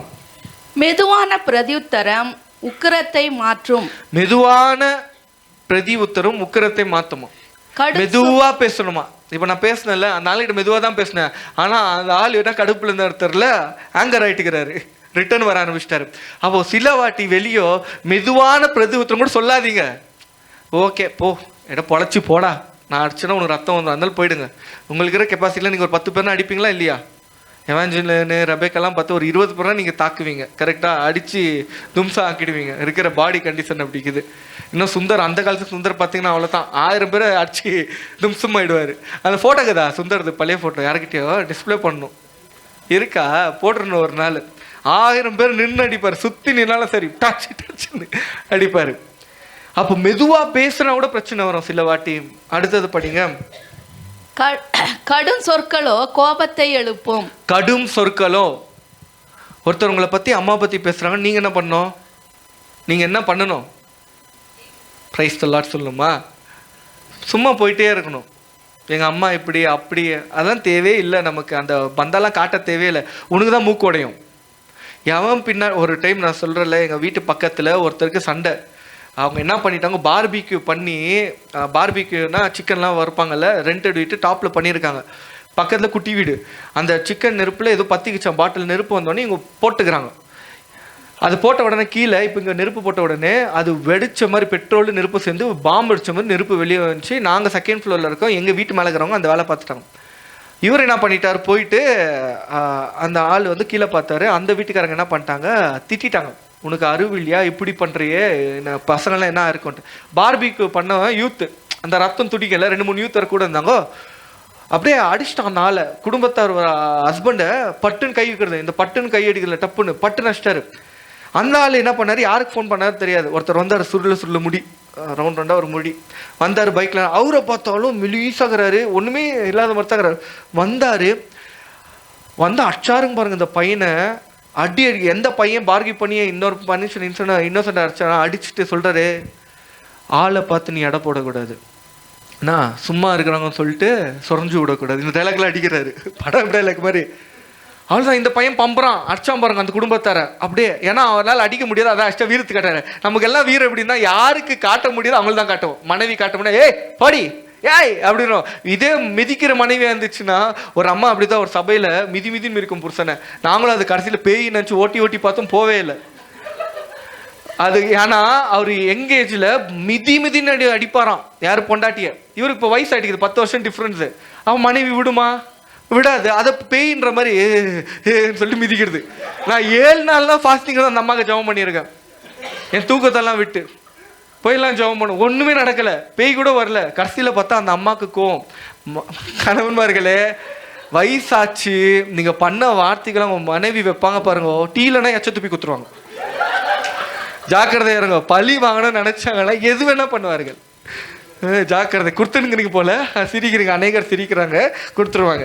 அப்போ கோவமான என்னது ஆன்சரு. அப்போ அந்த மனுஷன் சொல்றாரு, நீ உடம்ப பார்த்து இது பண்ணதான். அடுத்த நாள் அவங்க காலி பண்ணிட்டாங்க வீடு. அந்த பார்பிக்யூ பண்ண மனைவியும் வெளியே வந்துட்டாங்க. அவங்களுக்கு யாருமே சப்போர்ட் பண்ணல. அவங்க பெரிய ரவுடிசம் கேங்கா, யாரு பின்னாடி எந்த கேங் இருக்குன்னே தெரியாது. அப்படியே நெஞ்சு வந்து மித்தின்னு போகக்கூடாது. ஏய் என்ன அண்ணா அப்படி ஆள் தான், டக்குன்னு ஒரு டாக்கா என்ன ஆகும், கழுத்த ஒரு டாக்கா என்ன ஆகும், ஊதான். கோவத்தை வாலிப பிள்ளைங்கள்லாம் அப்படியே வீரத்தை என்னன்னு சொல்றது, ஷட்டு பட்டுலாம், ஷட்டு பட்டு நோக்குறது ஒரு வீரமா? நான் ஒருத்தர் இவ்வளோ பட்டு நோக்க முடியும்? அதுக்கு தான் அப்பாக்கெல்லாம் சரியாக பட்டன் போடணும். நீங்கள் சரியாக பட்டன் போடல, இப்படி வந்தீங்கன்னா பிள்ளையும் அப்படி தான் போடும். அப்போ பார்ப்பீங்க, ஷட்டு பட்டு நோக்குது, இந்த காலை தூக்கணும், அதெல்லாம் வீரம் கிடையாது. நீ அமைதியாக இருப்பது தான் வீரமே. அதுதான் உன்னுடைய வீரம். நீ உன் கோவத்தை அடுக்கிறல, நீ தான் வீரன். உன் ஆவி அடுக்கல, நீ தான் வீரன். வேற எவெல்லாம் கோபுறான் அவன் கோலை. இதோ ரோட்டில் கோபுரம் பாரு, அவன் கோலையோ கோலை, பயந்தாங்கோழி. இப்போ யாருன்னா உங்களுக்கு வீட்டில் கோபுனா பயந்தாங்கோழி பயந்தாங்கோழி பயந்தாங்கோழி பயந்தாங்கோழி அப்படி சொல்லிட்டே இருங்க, கோலை கோலை கோலைன்னுங்க. அவ்வளோதான், அவர் கோவமே வராது. யார் கோவப்படுறீங்களோ தப்பு பண்ணுறீங்க. சில பேர்லாம் அப்படி தான் குடிச்சிட்டு வந்து அப்படியே ஒன்றுமே இந்த வீட்டுக்கு எனக்கு சம்மந்தமே இல்லை, யாருக்கு என்ன நடந்தா என்ன, அப்படியே நாய்க்குட்டி 10 மணி, அப்படியே நாய்க்குட்டியும் சொல்லக்கூடாது, டால்பின்னு சொல்லலாமா, டால்ஃபின் மாதிரி டெடி பேர் மாதிரி சைலண்ட்டாக இருப்பாங்க. அடிக்கக்கூடாது, ஓகேவா? திருந்துவாங்க வசனம் போக போக. அப்போ அடுத்தது படிமா. ஞானிகளின் நாவு அறிவை உபயோகப்படுத்தும். ஞானிகள் நாவு அறிவை யூஸ் பண்ணுமா? அப்போ நீங்கள் ஞானிகளாக இருந்தால் அறிவை யூஸ் பண்ணுவீங்க. அறிவு இல்லாதனால தான் முட்டாள்தனமா ரோட்ல எல்லாம் இறங்கிடும் சண்டைக்கு. அடுத்தது, மூடரின் வாயோ புத்தியினத்தை கக்கும். மூடனின் வாயோ புத்தியினத்தை கக்குமா? அவங்க அம்மாவை கூப்பிட்டோன்னே நீங்களும் அம்மாவை கூப்பிட்றீங்கனாக்கா புத்தியினத்தை கக்குறீங்க அப்படின்னா நீ முட்டாள்னு அர்த்தம். சில பிள்ளைங்களாம் உங்கள் வீட்டில் யார் மேலே கை வைக்கிறா சொல்லுங்க, முட்டாள் நீ, கோலடா நீன்னு, அவங்களுக்கு அதுவும் பொங்கிடும். சில அப்பா அம்மாக்கெல்லாம் வந்து பிள்ளைக்கு அடிக்கிறதுலாம் பிடிக்கும். என் பையன் வந்தான்னு வச்சுக்கோ, இறங்கினா வச்சுக்கோ 10 பேரை அடிச்சிடுவான், அவன் கோவக்கார, முட்டாளுன்னு போட்டுக்குது, முட்டாளாம். அப்போ எந்தெந்த பிள்ளைகள் கோவப்படுறது? முட்டாளாம், வடிகட்டுன முட்டாளுகளாம், வீரமே இல்லையா. சொல்லிடுங்க போயிட்டு வீட்டில் யாரெல்லாம் கோவப்படுறாங்களா. அடுத்தது, கர்த்தரின் கண்கள் எவ்விடத்திலும் இருந்து நல்லோரையும் தீயோரையும் நோக்கி பார்க்கிறது. கர்த்தர் பார்க்குறாரா, அதனால கோவப்படாதீங்க. புரிஞ்சுச்சா? வசனம் எல்லாம் புரிஞ்சுச்சு? அந்த டவுட் இருக்கா? 2வது வாய்ப்பு மிக ஆபத்தான வாய்ப்பு.